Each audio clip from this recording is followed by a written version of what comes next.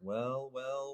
Just as I thought, we don't like to stay above or below that 4.5 marker. We got underneath there yesterday, but as you can see, looking back since the last run, we've been consolidating at this level, waiting the next earnings report. But yeah, every time we get below this level, we don't like to stay there. We dip down to 4.36, and then today, as I thought would happen yesterday by looking at the OI and stuff, we went right back above 4.5. So, and we closed at 4.54. So from here, what we're going to do is let's look at the option statistics.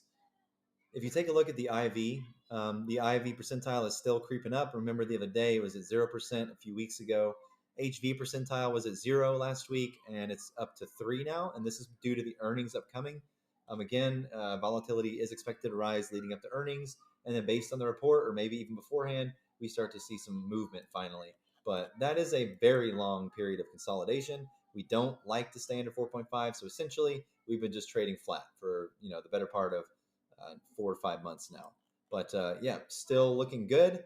If we look at the calculator for tomorrow, the chain here basically confirms what we thought. Support at 4.5, resistance at $5 for the calls being sold likely, and then your puts being either, I would imagine these puts here got exercised yesterday so they could reduce their cost basis. So that's the thing about puts, even though they are a bearish vehicle, so to speak, they can also be used to acquire the shares. So if we look at the calculator for tomorrow, I would expect a flip side result from what we got yesterday.